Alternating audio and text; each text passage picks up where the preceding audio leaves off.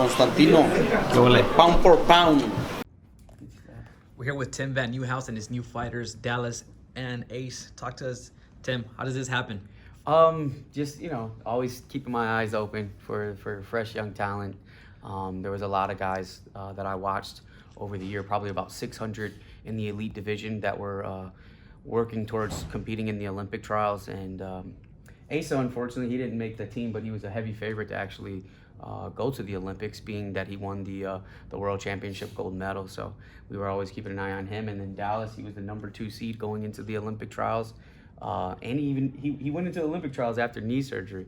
But just a really good big boxer puncher, good right hand, huge for the division of 135, which was pretty special. And then looking at Asa, just someone super explosive, light on his feet, a little bit of everything. He can do a little bit of everything in there. So of course, I had to work my magic and let them know that I'm the guy they want to be with to represent their career. You're in good hands. Obviously, you have an eye for talent. You have Diego Pacheco. You have a lot of fighters. What stood out to you the most about these two gentlemen right here? Just outside of the ring, they're very good young professionals. Just the way that they carry themselves, good kids. They take the sport very serious. Their coach, I have a good relationship with their trainer, and he told me, he said, Tim, these are the kids that you want to work with. Hawaii is coming up. There's a lot of good crop of fighters coming up, especially in the youth division. And these guys were the face of the new crop of fighters that we need to work with. And I took his endorsement, and I watched them throughout the whole year, and they've done a tremendous job. Now, obviously, fellas, for you guys, a question for me. Hawaii, to my knowledge, is known a little bit more for MMA. Why boxing? Well, boxing because we have family background, family history in boxing, and it's nobody really taking over the boxing scene from Hawaii, so it's just us, and we're here to take it to the next level and bring all of Hawaii out where we fight. That's exciting. And for you, Dallas? It's just family. All my family has been doing it. I just wanted to do it, and we're here now. You're Max Holloway's cousin, right? No, it's you. Okay, because you look a little bit like tall, lanky. Okay. How is that? That must be crazy. Yeah, it is crazy. Seeing your own blood make it out and just be as successful as he is. It's motivating. Who do you guys look up to as far as fighters? Torgati. Okay. So you like to get into wars. I look up to I tell him, you gotta stop that. You gotta use that good jab first, champ. I'd say Pernell Whitaker and Floyd Mayweather. Flashy, defensive, smart. So you like the slickness? Very technical, yes. Yeah. What are some of your goals? Obviously, this year is going to be a breakout year for you. You saw the Golden Boy himself, Oscar De La Hoya, introduce you guys. Oh, well, I'm just trying to be a better me and progress this year. Yeah, take it step by step, fight by fight, put on great shows, and give the fans exciting matches. So you guys haven't gone pro yet, right? Obviously. No.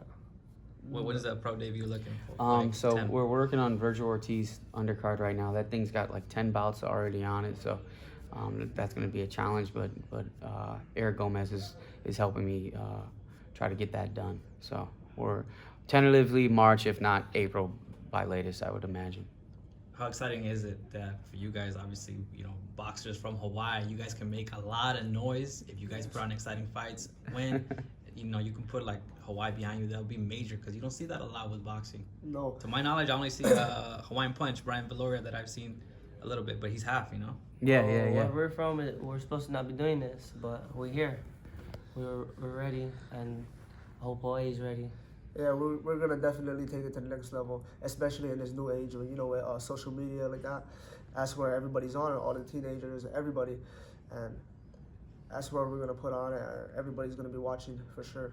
Hey, Ace, I saw a glimpse of your social media. I could tell you're really good at it. You know, to talk about that, we just saw, Ryan Garcia, 5 million followers on IG, putting on a show, bringing out the girls, bringing out new fans.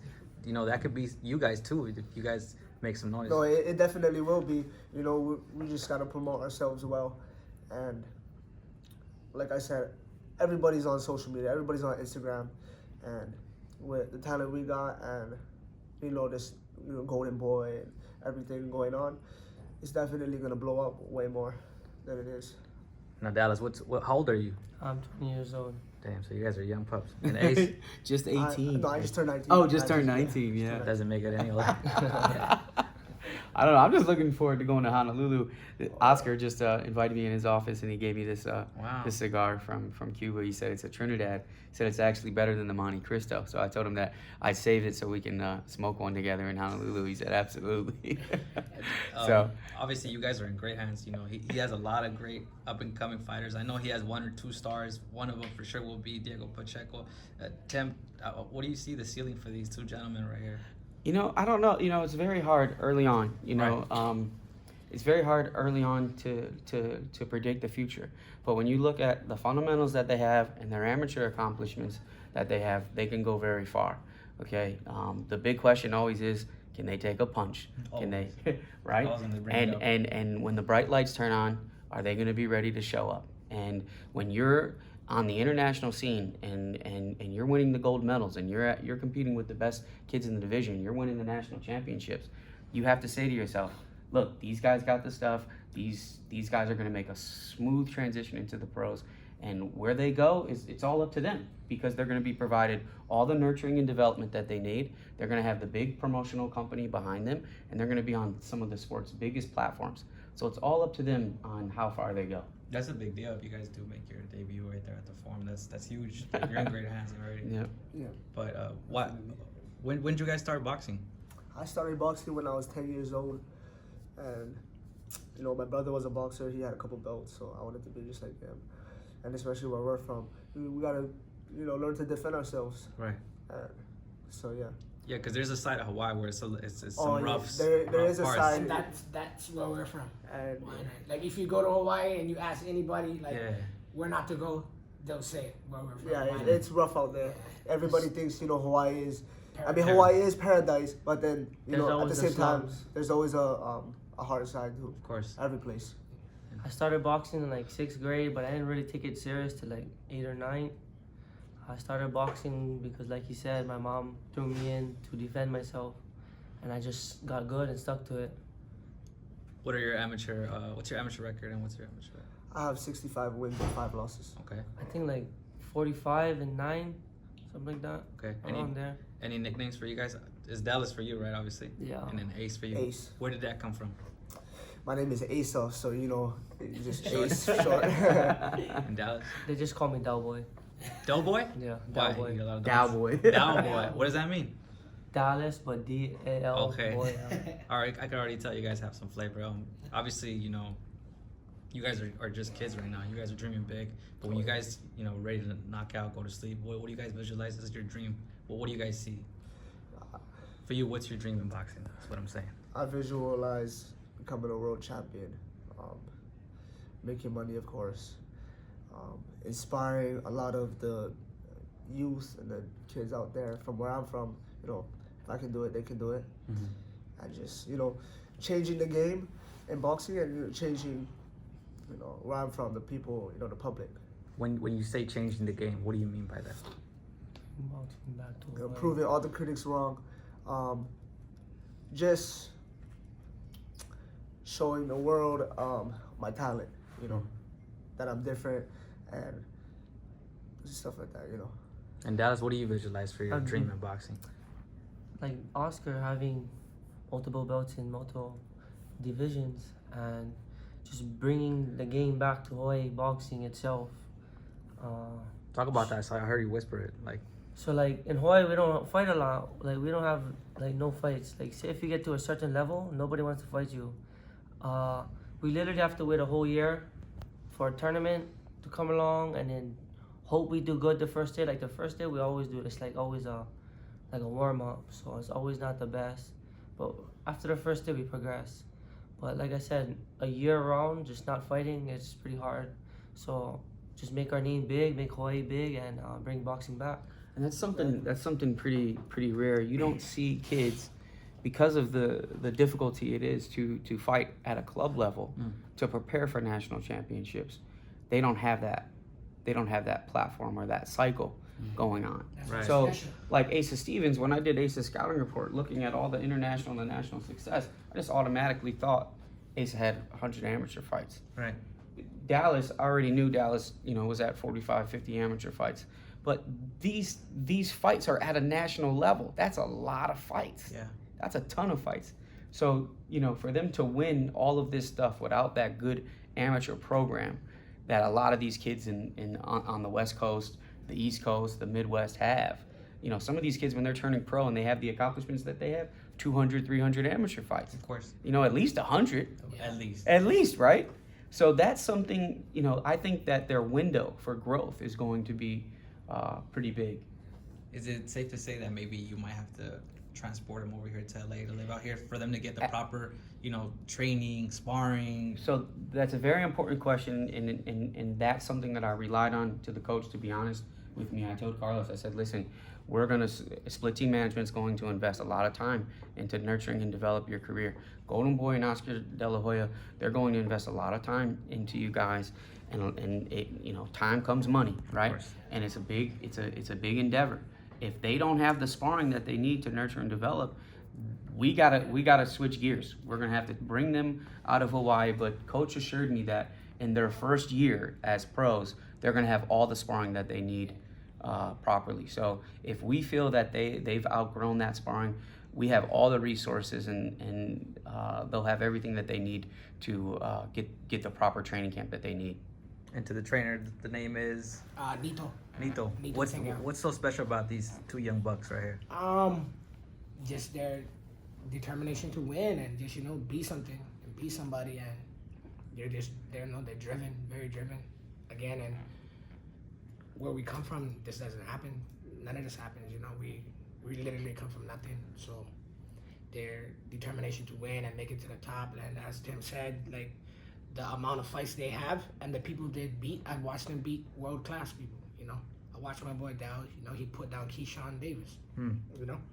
Right. Just signed to the top rank. Yeah, and he put him down. Dow has dropped mostly all the top, like at least the top 4 in the nation. He beat most of them too. I mean, that goes to show with the limited amount of fights what we can do. And again, with all due respect to the manager and everything, there has not been fighters from Hawaii that organically made it to the top, and that's where we're trying to change the game. Of course, if we gotta fly in sparring and all of that, that's my job. I can do that. I have the resources. I don't need his manager to do that. I have the resources. I'm pretty well connected back home and all the things that I do. So I have all the good things to do for the boys and stuff like that. We just want to do it organically. But if we gotta change, we'll change. But they're from Hawaii. They want to represent Hawaii all the way. How excited for you is it that that you're gonna be a huge part of their journey? I just love them. I love them. It doesn't matter. Like all this stuff. Yeah, it's exciting. But I would have stuck with them, even if we was fighting in clubs. That's just my boys. I love them to death. I ride. That's how we was raised up. So this is all very, very good, and I'm excited about that. But regardless if it was there, I would be right behind them all the way. What do you see in a few years when they start making noise, winning? And how do you think the people of Hawaii is going to receive them when they see two young, hungry from Hawaii? We just put up the official signing like an hour ago, and it's going crazy right now. I mean, Hawaii is always standing behind us. Like when Asa won the Worlds, we had a parade. So the move is to bring back boxing to Hawaii. Sell out shows out there, and I think it's possible we can do it. And yeah, Hawaii is going off right now. It's like with the team we have, we're definitely gonna bring it back to Hawaii. For sure. Everybody tunes in when we fight or any announcement that we make. Everybody's tuned in. It's already on the news right now. Yeah, it's already on the news back home. Yeah, It's aired already, so we're happy and excited to get home already. Any last words for you, Tim? Nothing, man. They got a lot of hard work ahead of them, and they understand that. And I'm gonna do everything for them except be able to fight for them. You're in great hands. And for you, any last words that you want to? Just thank you, Golden Boy and Oscar. For just believing in the kids, and to the best manager, Tim. Thank you. This is life changing, and we're definitely gonna take full advantage. Not only them, myself. Now I have to step up my game and make sure they're ready and prove to Tim, prove to De La Hoya we don't have to go nowhere. So that's the job. Ace, any last words you want to say? Tell the people. your fans. You know, shout out to Oscar De La Hoya, Golden Boy Promotions. You know, this is a big step. Shout out to my manager. We've been talking for a couple of years. We finally made that leap. You know, you guys can follow me on social media. My Instagram is asa.stevens, asa.stevens. So you guys can hit me up on there. Dallas, anything you want to tell I just people? want to thank my team, my parents, everybody back home. I cannot wait to get the show on the road and fight my pro debut already. I'm excited. I'm excited for you boys. Thank you. Thank Appreciate you.